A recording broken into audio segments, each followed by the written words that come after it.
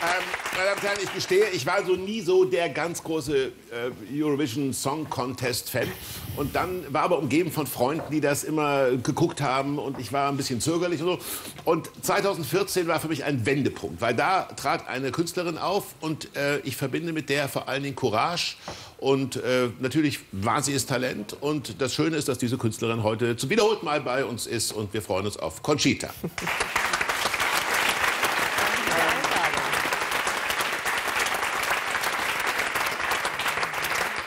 Conchita, wir haben ja vorhin mit Axel Prahl ein bisschen über Mut gesprochen. Wenn ich dich heute hier sehe, und wir sehen uns naturgemäß dazwischen nicht, wir sehen uns also in Abständen, dann sitzt eine Künstlerin vor mir, die ist entspannt, die ist heiter, die ist gelassen, das ist zumindest mein oberflächlicher Eindruck. Aber wie viel Mut hat es damals gekostet, ein Mann als Frau gewandet mit Bart auf eine Bühne zu gehen und diese atemberaubende Vorstellung zu geben? Wie viel Mut bedurfte es? Also ich finde, per se würde ich das Wort Mut gar nicht verwenden, denn darüber haben wir schon gesprochen. Wenn man mutig ist, dann hat das meistens mit Situationen zu tun, in denen man lieber nicht wäre. Aber ich wollte ja dort sein und die Tatsache, dass ich diese Figur erfunden habe und damit auf der Bühne stehe, hat auch nichts mit Mut zu tun, denn meinen ersten Rock hat mir meine Großmutter gekauft, um damit in den Kindergarten zu gehen. Und deswegen war das für mich nie was Außergewöhnliches. Also natürlich die Menschen rundherum haben es außergewöhnlich gefunden, ich nicht. Ich fand das ganz klar, denn es war ein Frühlingstag und ich wollte einen Rock anziehen. Und deswegen würde ich nicht sagen, dass ich mutig war. Ich war wahnsinnig nervös, natürlich. Aber das gehört auch dazu, wenn man auf der Bühne ist. Da muss irgendeine Art von Kick muss man da verspüren. Und das habe ich definitiv gehabt. Ich bin auch in diesen Wettbewerb gegangen und habe im Vorfeld gedacht, ich hole das Maximum raus. Ich werde mich der Welt vorstellen, denn Weltpresse ist bei diesem Event eben zugegen und habe nie im Ansatz daran geglaubt oder gedacht, dass ich gewinnen könnte. Denn ich bin eine Drag Queen, ich komme aus Österreich, es interessiert niemanden in der Eurovision-Landschaft. Und war aber nichtsdestotrotz fokussiert und auf meine 3 Minuten bedacht und wie soll ich sagen, ich war wie in einem Film. Ich wusste, das ist der wichtigste Moment und ich wusste, was ich noch zu tun hatte. Ich habe das alles sehr professionell gesehen. Und deswegen hat das, glaube ich, mit Mut nicht wirklich was zu tun. Und dieser Film, der ein großes Happy End hatte, da schauen wir uns noch mal einen Ausschnitt aus an.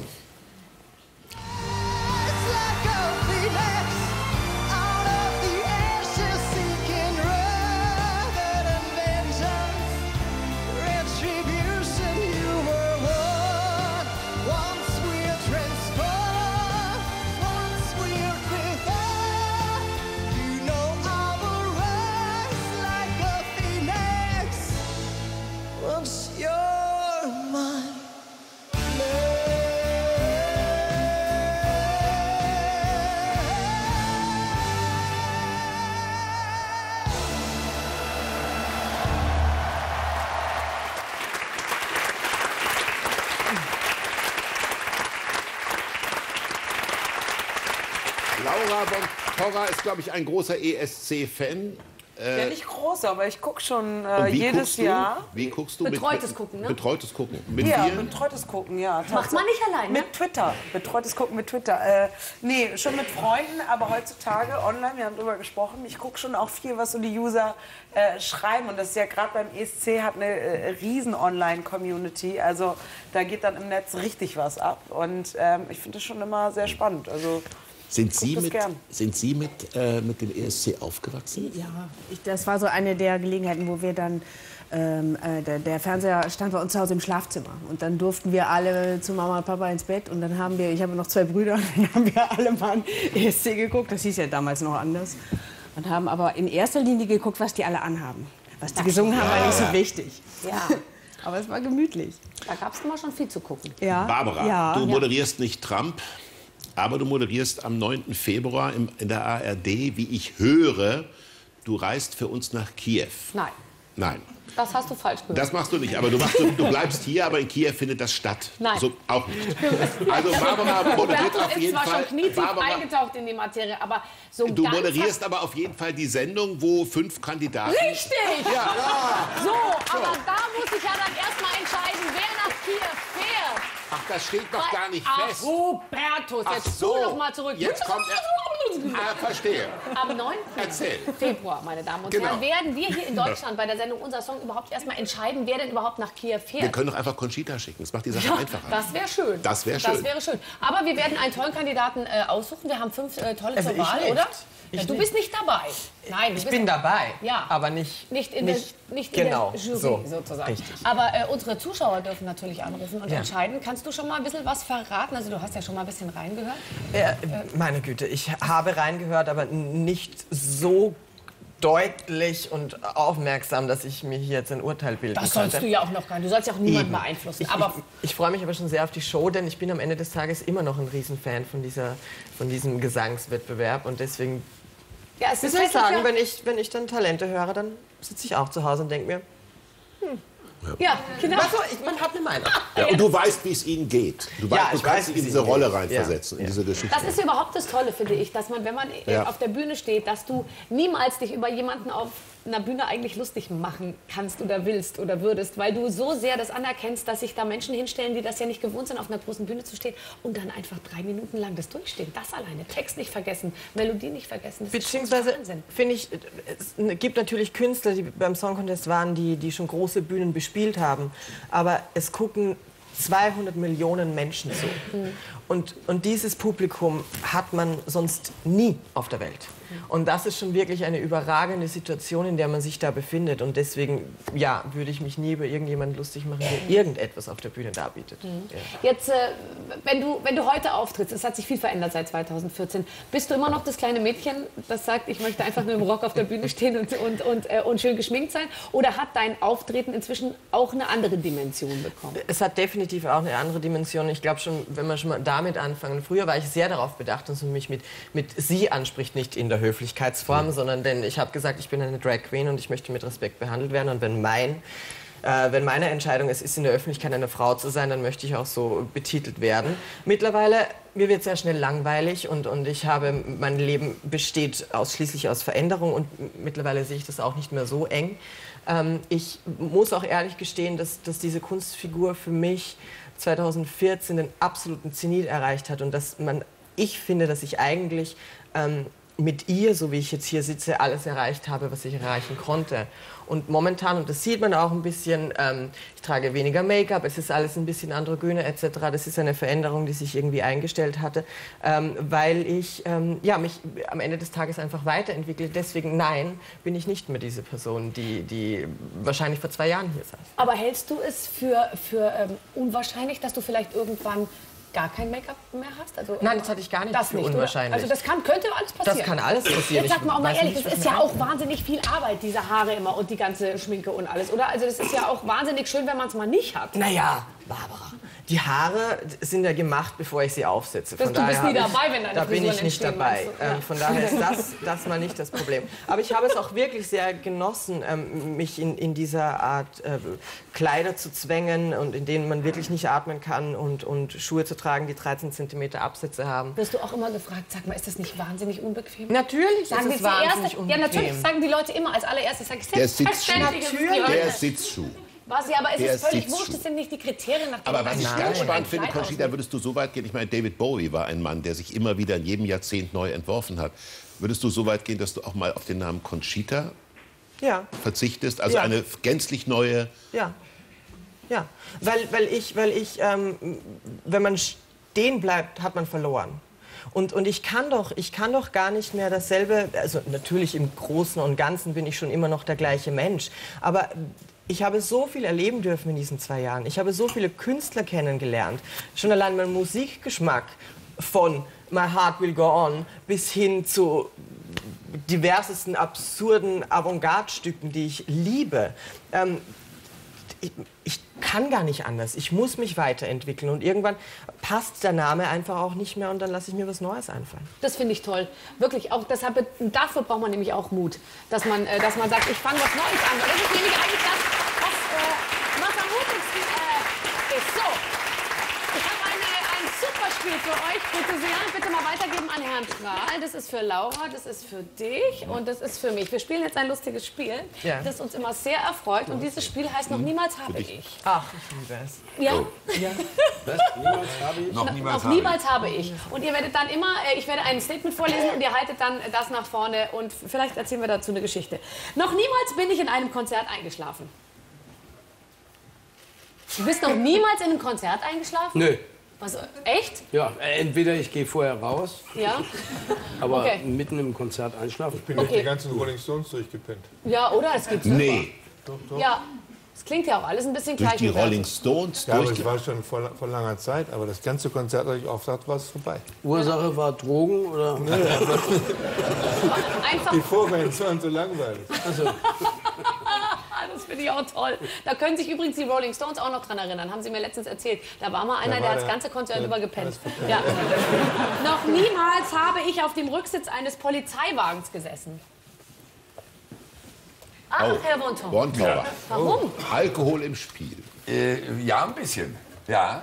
Ich habe, Na, kann ich wirklich erzählen, da gab es eine 0,8 Promille Grenze, habe ich 3 Glas Wein getrunken, bin Auto gefahren, angehalten worden, erst einmal normal gepustet und dann hatte ich da 0,75. 0,8 war erlaubt, wollten die mir wohl nicht glauben, haben sie gesagt, wir fahren aufs Revier, bitte hinten rein in die grüne Minna, war noch grün damals. Und dann wirklich immer hinten am Kopf noch hier so reingedrückt ins Nein, Auto. das ist aber nicht schön. Wirklich, aber war so. Und hatte dann eine halbe Stunde später nicht 0,75 bei der Blutprobe dann auf dem Polizeirevier, sondern 0,74. Super. Gut davon gekommen. Ja. War alles in Ordnung. Ging Und alles in die richtige dann Richtung. waren sie fair. Das war richtig super. Habe ich zum Auto zurückgefahren und haben gesagt, Echt? Sie sollten, gut, war in Bremen, da habe ich ein Heimspiel. Ne? Also das geht dann ganz gut. Dann haben sie gesagt, Sie sollten trotzdem nicht Auto fahren. Wir machen einen Vorschlag. Wir fahren Sie jetzt nach Hause, setzen Sie sich vorne hin. Der Kollege, der sonst vorne auf dem Beifahrersitz sitzt, fährt Ihr Auto zu sich nach Hause. Ja. Siehst du? Das war in Ordnung, oder? Nächste Frage. Noch niemals hatte ich was mit meinem Lehrer oder Lehrerin.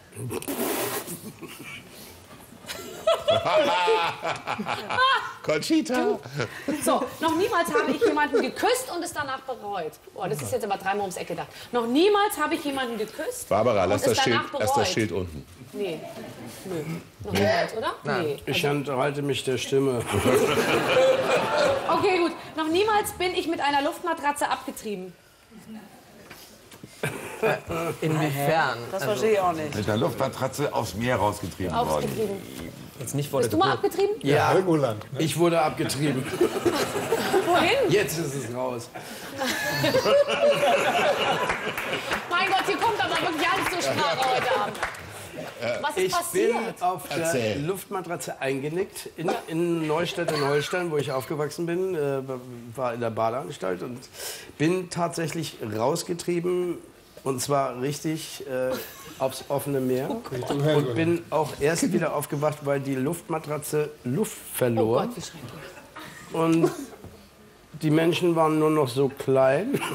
Und ich habe es dann wirklich mit letzter Kraft noch geschafft. Irgendwie so. Und ja, das war sehr aufregend. Noch niemals war ich an einem Nacktbadestrand. Ja, oder? Das ist normal, oder? Ja. Also gerade wenn man Verwandtschaft damals in der DDR gehabt hatte, da gehörte FKK ja wirklich zum Kulturprogramm. Genau, da ist man schon, war man Ist schon nackt man- eigentlich, wenn man da aus dem Auto ausgestiegen So ist es ja. In Chemnitz irgendwo. Ich weiß nicht, wo du da warst. Ja.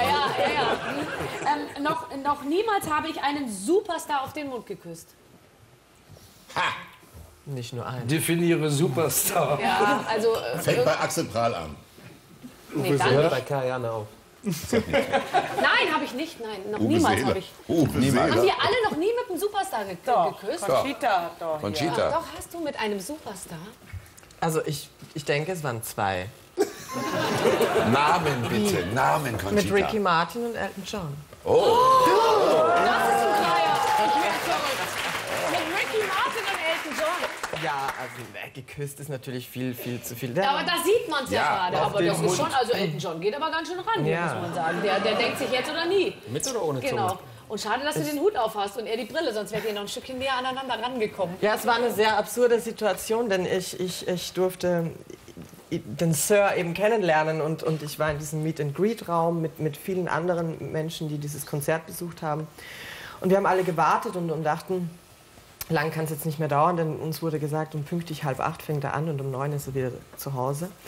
Und die Tür geht auf und eine Frau kommt raus und wir alle schon erwartungsvoll. Und die Dame meinte dann, Conchita, can you please come with me? Und alle Blicke Auf dich. Ja. voller Zorn. Und verständlicherweise, die hatten alle ihre CDs und Posters und was weiß ich. Und dann gehe ich eben da nach hinten und warte da verloren. Die Band kommt und ich unterhalte mich mit denen. Und dann kommt Elton John auf mich zu. Mit ausgebreiteten Armen, umarmt mich und begrüßt mich, als hätten wir uns gestern das letzte Mal gesehen. Und wir reden und machen währenddessen Fotos und er fragt mich, wie es mir geht. Und ich sage so, mir geht's großartig, mein Kalender ist voll, also ich habe wirklich nichts zu jammern. Und kennt ihr das Gefühl, wenn man merkt, ab einem gewissen Abstand wird es keine Wange-zu-Wange-Situation mehr? Ja. Und das hatte ich bei ihm. Nimmt mein Gesicht und ich dachte mir, okay, ich drehe mal kurz und das ging aber nicht. Und dann hat er mich auf den Mund geküsst und ich war für den Rest des Abends auf Wolke 7. Okay, und glücklicherweise hat es auch noch ein Fotograf Ja. festgehalten. Also, und wir konnten mit dir darüber reden, wie schön. Wir haben jetzt so viel zu besprechen. Wann sehen wir zwei uns denn wieder? In meinen Gedanken sehen wir uns eigentlich täglich. Denn eigentlich bist du meine beste Freundin und ich weiß, in der Öffentlichkeit gibst du das nicht zu. Aber Wir haben einen WhatsApp-Gruppenchat. Barbara, Helene und ich. das wäre toll. Das wäre toll. Aber, ja. Das wäre toll. Bist du in der Jury? Ich bin nicht in der Jury, aber ich darf kurz ein bisschen was singen in der Song Contest. Ganz genau. Vorentscheid. Und darauf freuen wir uns ganz besonders. Am 9. Februar, also ist unser nächstes Treffen. Und das ist ja erst die Da werden wir Vorentscheidung. uns sehen. Ja, das hast du völlig richtig erkannt. Jetzt habe ich es auch begriffen. Und ja. da wirst du singen, und zwar noch mit anderen, die auch schon mal sehr viel mit dem Eurovision Song Contest zu tun hatten. Wir dürfen sie noch nicht Ja, wir verraten verraten. gar nichts, gar Das muss man sich dann schon selber anschauen, 2015 in der ARD. Wir freuen uns, dass du bei uns bist. Es ist uns eine große Ehre. Ja. Conchita aus Österreich. Vielen, vielen Dank und wir sehen uns wieder in 2 Wochen, Hubertus. Ich freue mich. Jürgen von der Lippe. Zu tun, ja, Christian Berkel.